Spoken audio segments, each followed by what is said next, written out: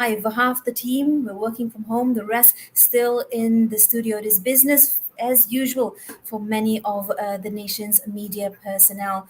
Well, of course, on the program, we have many of the latest trending stories and points of discussion to share with you. And for that, I have two guests on the program today. Firstly, I speak to Encik Abdul Halim Husin, President of the Malay Chamber of Commerce, or DPMM, on their perspective of the SMEs and the economy. Also to Dr. Desmond Chong, Financial Advisor, on 6 steps of financial planning for business owners.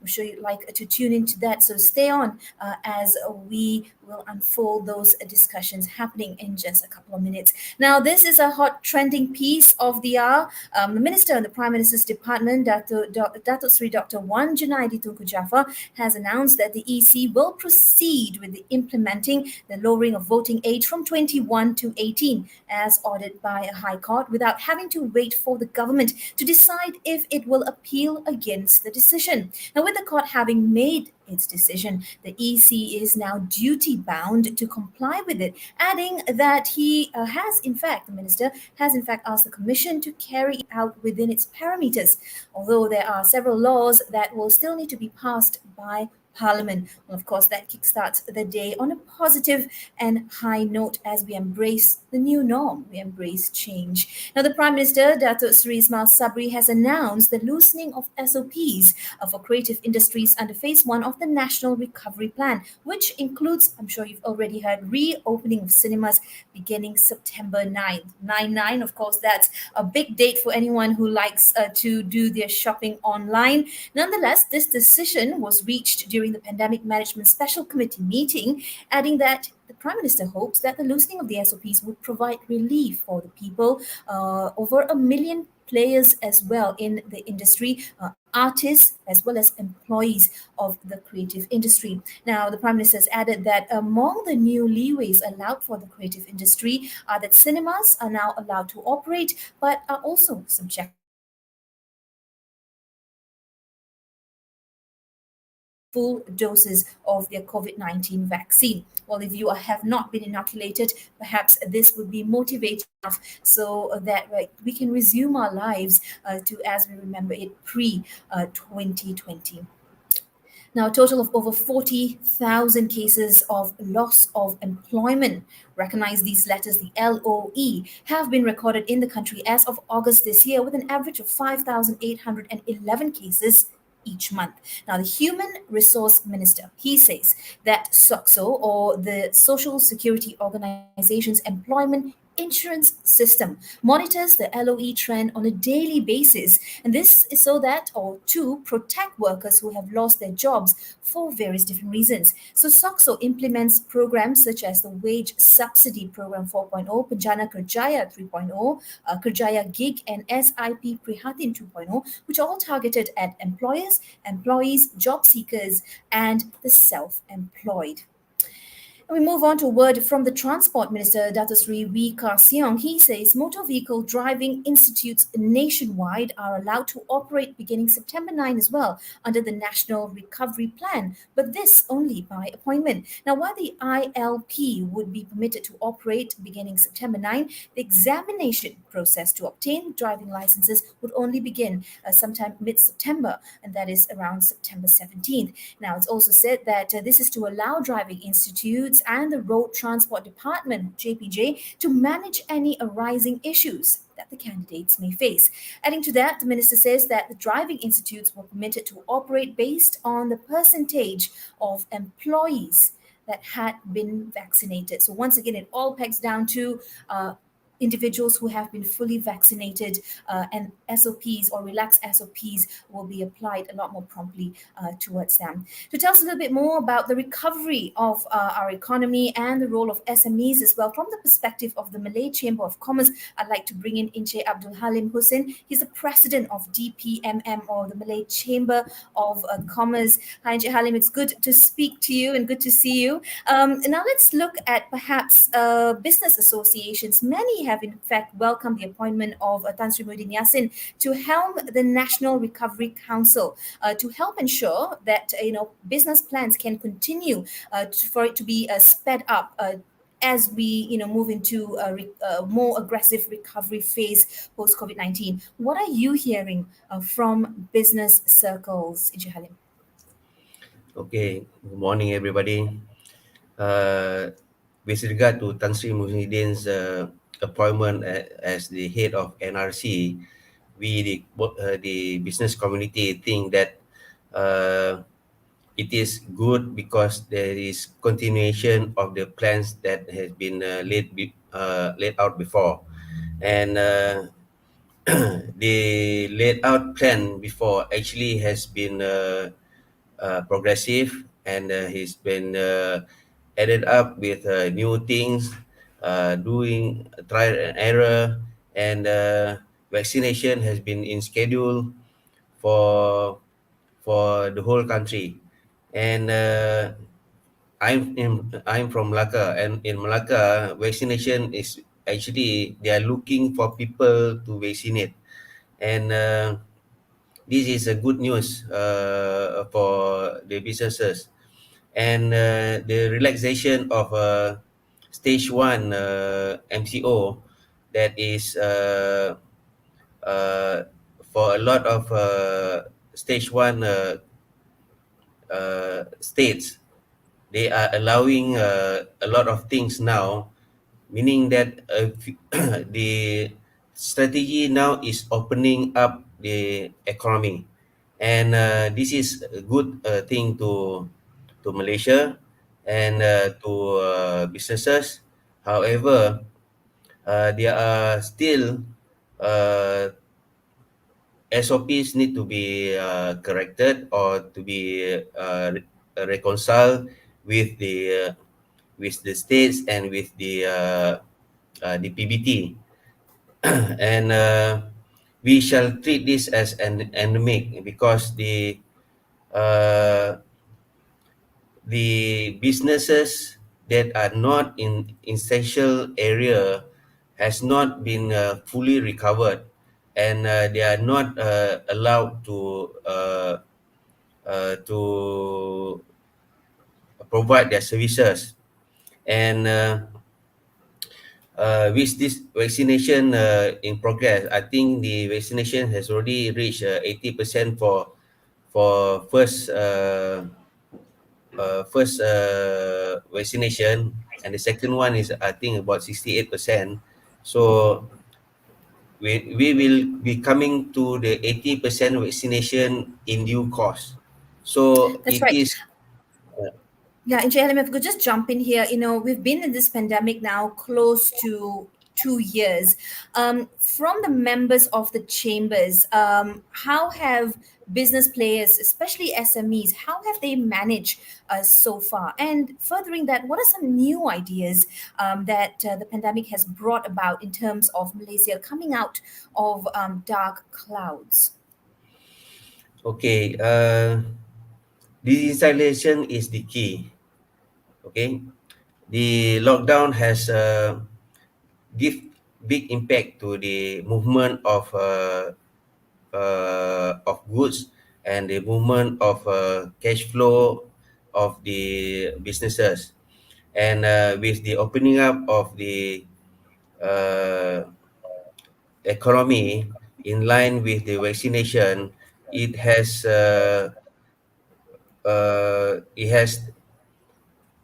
made the businesses flourish again.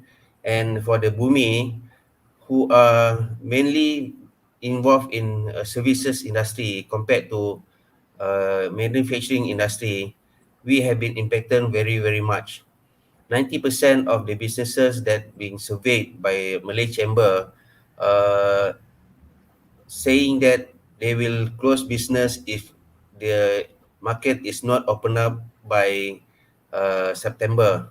So now it is September already, and it is opening up. So it is a good sign for them. And for digitalization, some business has been flourishing. Some has even 1 million per day sales uh, by having the digitalization in the business. So the social media is the key word here, because the social media is participated by so many people. That's Uh, right. It is a game changer in Jahalim. yes, I'd correct. like to bring your attention to a comment made by the president of the Malaysia's SME Association, Datuk Michael Kang. He says, or rather, he is against the implementation of the GST, the Goods and Services Tax, next year. What are your views on that? My view is GST should be implemented, because it is the one of the major uh, contributor to government coffer. And the GST 1.0, the previously implemented by the government, not many that really understand the system, and it has been taken for granted for some businesses that makes more money than they are supposed to make. And the price control and anti profiteering act must be enforced, so that it will balance the profiteering by the businesses. So all in all, the during the PH governments, they were already talking about bringing back the GST. However, it was not brought in because the sentiment was too uh, hot at that time. I think even if PH is uh, become the government, they will still bring the GST on board. GST in. Well, thank you very much, Inche Halim, for weighing in and sharing your thoughts, of course, from the Malay Chamber of Commerce. That was Inche Halim HUSIN, its president, giving us the Chamber's perspective on the SME and the economy. We'll speak to you soon. Do take care. Of all things, numbers, GST, the economy, bouncing back. I guess the crux of it all is, of course, the right kind of financial planning as well. To go where we want to go, we need to know where we are in the first place. And this brings about the topic of financial planning, especially for business owners, whether you're an entrepreneur, you're a micro SME, an SME, or a huge organization. I'd like to bring in Dr. Desmond Chong, financial advisor, and also part of the Malaysian Financial Planning Council, to tell us a little bit more and, of course, share 6 steps of financial planning for business owners. Dr. Desmond, it's a pleasure to have you on. Just like, as we plan strategies to move forward, like on a chessboard, you say it's important for us to first take stock and have a diagnosis of our business in terms of our financial planning. Yeah, thanks, Jesse, and good afternoon, all. I think it's very important for us to know where we are standing now, because the whole financial plan actually is just a roadmap. You have to really know where is your standing now. So it's a good time now we do a diagnosis for our financial positions. As in Malaysian Financial Planning Council, when we giving advice or counselings to most of our business owners, we always start with, can we do a financial health check, just to understand maybe what is your status now. Are you in surplus? Are you in deficit? Or are you really able to do a projection in the coming future for 3 to 5 years? Because that is important for us to know. Then only we can bring in a suitable financial plan. We meet our time horizon, whether it's short term, long term. But of course, a lot of people is saying that don't talk about long term. I want to know whether I can going through this pandemic or not.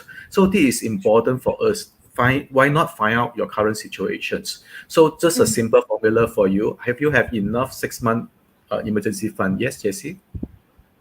Yeah, so sorry. I was just listening to you. I wanted to bring in the diagram that you had shared with us, so that this may make understanding for our viewers a little bit more easier. But you're saying take a 6 month sort of stock check as well. Yeah, that's good. Thanks, Jessy, for showing the slide here because it involves a step-by-step plannings. So in order for us to start with the planning, there's a 6 step there you can have a look. Of course, the first step is always that knowing what you want, knowing what you want to go for. Because when we start out a business, we always have an objective. Do I want to provide a comfortable life, or do I want to do it for my retirement planning, or is it I want to do it for the society? So that is a step one for us to set up what is your goal, what is your priority. Of course, with that in mind, then your step two, it become variable and meaningful for you. You have to gather all the information that I want, how to make up this plan. So with this information, it could be qualitative and quantitative, depends again what type of information. Against, like what we say, information is not value if you're not able to take out what is variable information. So step three is actually for us analyze the information, see whether this information is suitable for me and is in line with our goal. Okay, with that, then only So we what can. I'm hearing you say is, of course, in any battle, we must have a solid plan. We must have Yes, a war strategy, so to say. yes. But what happens when so many businesses were caught unaware? Literally, they were swept away when the pandemic hit without a plan B, or perhaps no option even for plan B. Yeah, if there is no option for plan B, then don't worry about that. You just have to be calm down at this moment. You must know where is your standing now, financial standing. Will you able to sustain for the next 6 months? If the answer is quite is a no for you, then don't be shy to ask for help. Come to the expert, come to maybe Malaysia Financial Planning Councils. There's a lot of financial planner out there with licensed financial planner are prepared to help you in step four. That means they've developed a plan for you or even analyze the plan for you. So with that, they give you a better pictures. Should you implement plan B, or should you just ask for help or bring you to another avenue? Maybe it's a time now I have to restructure the loan. Maybe it's a time now I get a fresh loan, or is it a time now I talk to my planners, or is it the time now I restructure my company? All this is actually step by step. So with that, it's very important to bring you to step six. The step six is you have a plan, but you make sure you monitor the plan and you review the plan. But who am I, or who should I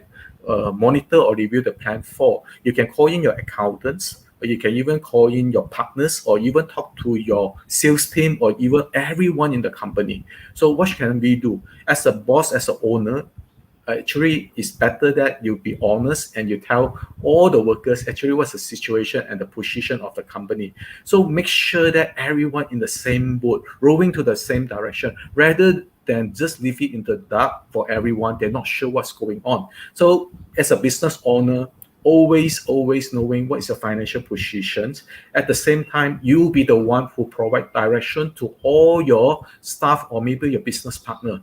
Ensure them I have a good plan.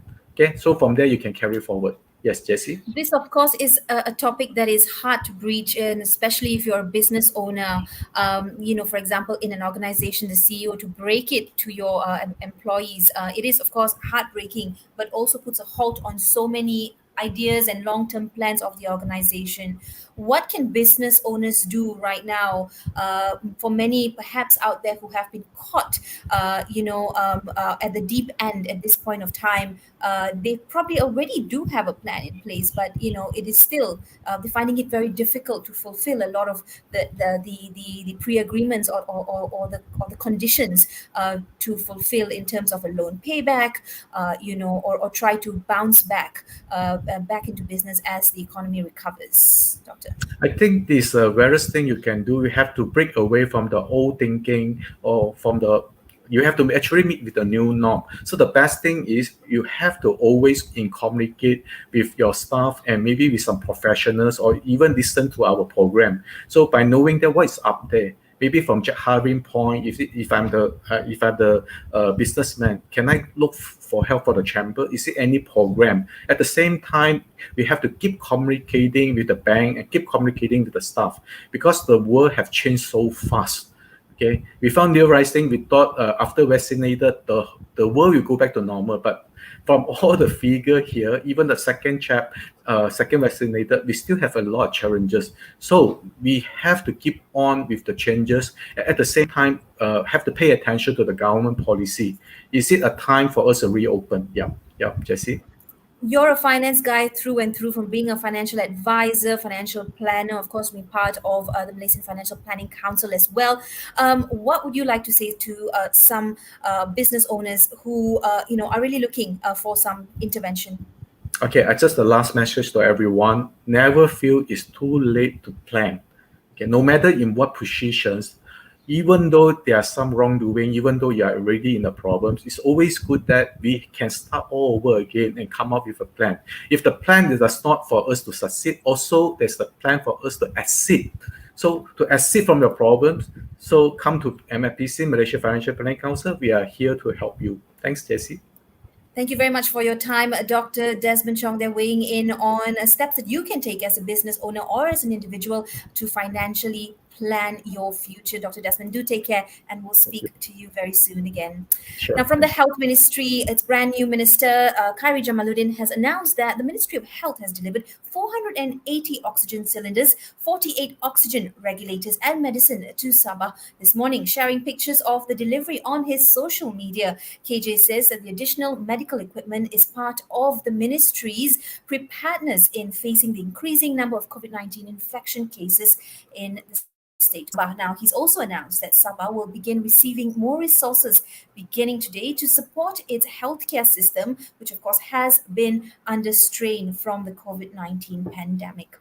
And of all things COVID-19, while booster shots will likely be needed to bolster the country's herd immunity, one that we hope to achieve by October, the Malaysian Medical Association believes that the need of the hour is to inoculate the unvaccinated population first. The MMA president says there's no firm data gathered so far that warrants a booster shot for most COVID-19 vaccines. He's also added that the Pfizer-BioNTech vaccine has the most data on this issue or matter, and countries like Israel have already started to administer booster doses of this vaccine. So it's likely that booster shots will be needed, but presently, he says, we need to vaccinate the unvaccinated individuals first. The government should start allowing import of vaccines other than Sinovac by private companies. I'm sure we'll see more news and developments unfold on this topic of booster shots, but do keep it locked on to Bernama TV as we bring you the latest and most verified news.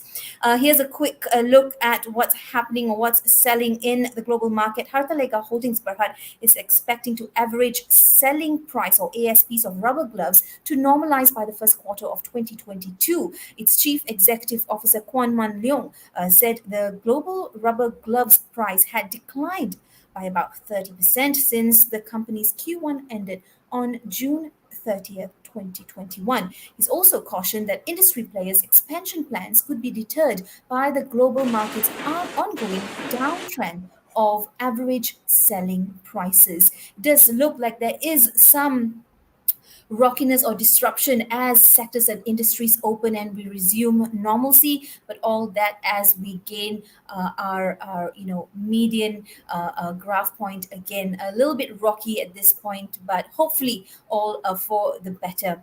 Now, here's a snapshot of international news globally. A new report from Deloitte has estimated that $47 trillion could be added to the Asia Pacific economy by 2070 if the region acts now on climate change. Now, given Asia Pacific's large share of the global population and emissions, climate vulnerabilities, and technological and financial strengths, recent research has showed that the global fight against climate change will be won or lost here in Asia Pacific.